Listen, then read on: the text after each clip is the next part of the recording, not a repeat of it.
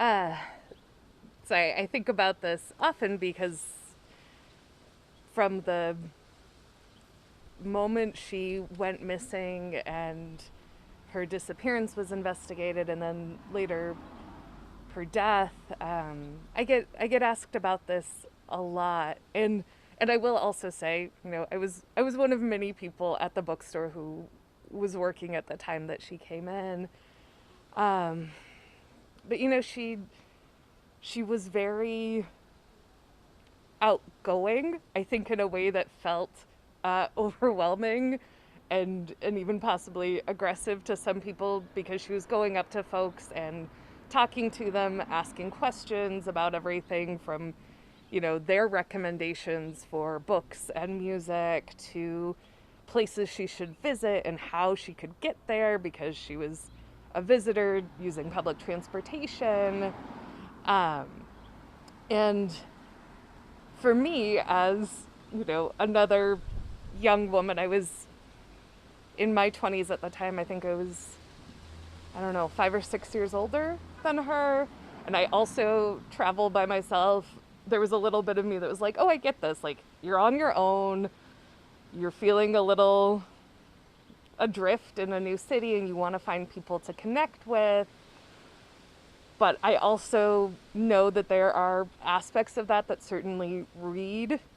And I think it was the fact that she was asking so many questions and engaging with so many people that made her memorable to me and a number of other people who were in the store at the time.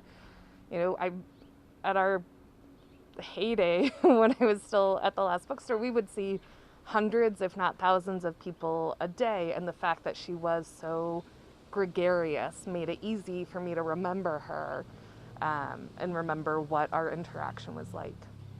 Yeah, in the moment, it was just, a slightly odd duck, which I connected with as somebody who is often, I don't know, I was the weird kid in school. So I was like, I get it. I'm like, yeah, you're in a new place. You want to connect with somebody. You're feeling alone. Like, yeah, you're asking questions. And, I did not have a negative experience of meeting her. I was like, oh, I see somebody else who's, trying to make some connection in a new place on her own. And so I guess empathy, compassion, and I hope that came through. Like, I think about that a lot too, that aspect of possibly being one of the last people that she actually interacted with. And, hoping that in whatever those, last hours of her life that she did not feel, Judge. yeah, or just, as like alone or invisible as I think could have happened, dying in mysterious circumstances in a place that wasn't home. And I also I always make this a point of any interview I do. Like, one of the things we talked about and why she, kind of stuck in my head and why I continue to say yes sometimes to interviews is that multiple times in our conversation, she was asking a lot about like the weight of what she had and whether or not she would need to ship things home, or if she could still like put it all in her suitcase and fly with the weight, because she was buying things to take home to her family, to her sister specifically, and knowing that she was thinking about them, planning to go back to them, you know, clearly like the gift giving, I'm like, that feels like a very loving action. And so if I was in a similar situation and someone could tell my sister that I had been thinking of her and talking about her and planning to get back to her, like, I would want to know that. So there's a lot of humanity to her, and I think a lot of times certainly a lot of what has happened over the years is she's just become a mysterious figure. There were lots of conspiracy theories, but for my lived experience, she was a girl I met on her travels who cared about her family and was planning to get back to them. You make a very important point because you fill in some of the gaps that perhaps have been very painful to her family. Not only was she thinking of them, she was planning a future. Mm-hmm. And how does that make you feel as an individual to be able to maybe fill in some of those gaps? A small sense of responsibility. I have no insight into the investigation, into how she ended up where she ended up, but as someone who has lost loved ones to suicide, um, I you know I want to be able to issue some comfort, and there still feels to me like some sort of compelling argument that usually people who are planning to kill themselves are getting rid of possessions. They are not making plans for the future. So the fact that she was kind of doing the opposite has always raised questions in my mind, but knowing that she cared about the people in her life, that she had plans, that she was expecting to go home to them, has always felt like something I've never wanted to seek out her family. I have a feeling that if I get inundated with questions and messages from strangers and I am so tangentially related, how much more must they get? And I don't want to add to that, but if I can put out in a very accessible way that she cared about them, that she loved them, I'm like, that is really the driving factor behind why I ever say yes to interviews, because I want her family to know that she still loved them and thought of them even in those last days of her life. This case goes all the way back to 2013 when she was discovered. All these years later, and of course this new Netflix series that just came out, why the fascination with this case, with this hotel, with this period of time? Well, I think the hotel, the fascination there is that it has so many difficult and painful and gruesome things connected with it. And then I think,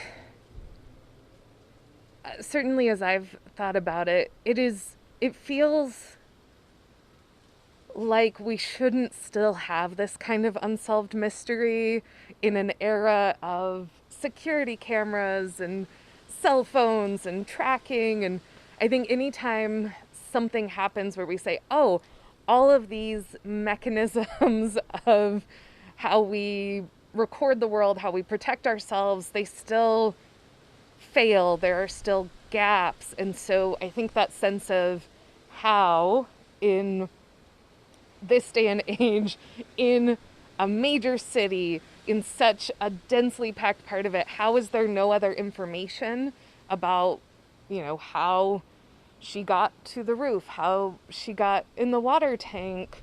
I think a lot of that continues to pull on people's imaginations. I think unfortunately there was a lot of sort of conspiracy elements that got caught up in it. The fact that there was a TB outbreak on Skid Row at the same time, and the name of the strain or the treatment or something, had strong similarities to her own name, led to lots of people theorizing that she wasn't real, or she, was an agent of this. And I'm like, I met her. She was a real human being who had a real life and whose family and friends have now for years mourned this loss and continued to have people want to talk about it and theorize about it. So, I think it's a lot of disparate pieces that come together to create this enduring fascination with that moment. I'm sure you looked at the video that exists online having to do with her looking so lost and distraught in the elevator. And when you look at that video, what comes to mind? I saw it when it first came out, and I've seen glimpses of it since, but it's distressing to know that whether or not there was somebody outside of that elevator to whom she is reacting, she is clearly in distress, afraid, upset, and whether that came from an external source or she was the victim of her own brain acting against her, whatever it is, knowing that she was in such a state toward the end of her life is upsetting. Yeah, knowing that was a big part of how she felt in that moment. It's gut-wrenching, it's heartbreaking, and so I don't, usually when I see it pop up on something, I'm like, and I don't need to see that again, thank you. Right. And just two last questions. Sure. Your final thoughts, and then also I'm curious, what did she buy when she was there? Okay.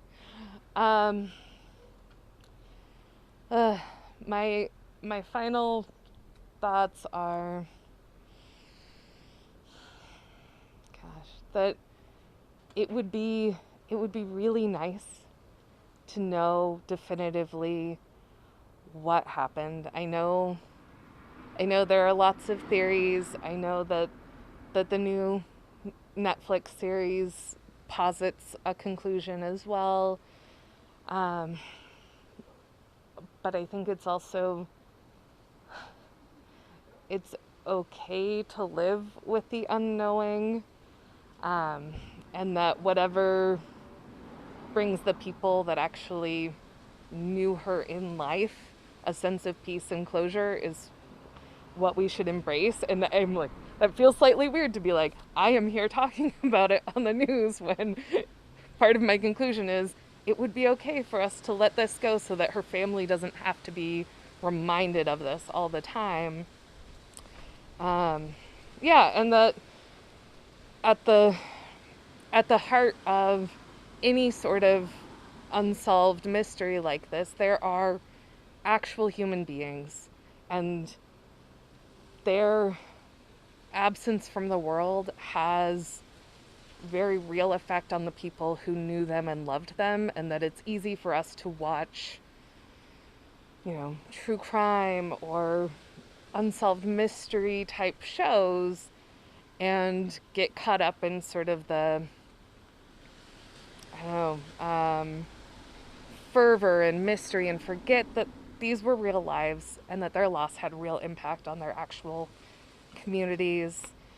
And then certainly, from my perspective, like as somebody who was in customer service and suddenly was faced with the idea that, the interactions I may have in a day could be the last human interaction that somebody else has, and and also having regular customers who passed away from natural causes, but realizing there's a responsibility that we individually have to meet others with kindness and compassion, because in the same way that I think a lot of people who have dealt with loss, now end every conversation with loved ones with, I love you, because they want that to be the last thing that someone hears. I'm like, I hope that in all of this, like, we bear in mind, we don't know what other people are going through. We don't know what will happen to them as soon as we leave each other's company. And so how do we, in those moments we have, whether it's with strangers or loved ones, I don't know, show kindness. Lots of final thoughts there. And then to your last question, I could not at this point tell you any of the titles that she purchased. I do remember her buying a lot. It was like, a banker's box worth of books and records. And from our conversation, it sounded like a good half of those were intended to be gifts to people when she returned home. So, sorry, I can't remember book titles or album titles, but that's what I remember. But clearly thinking of others in her final moments. Yeah.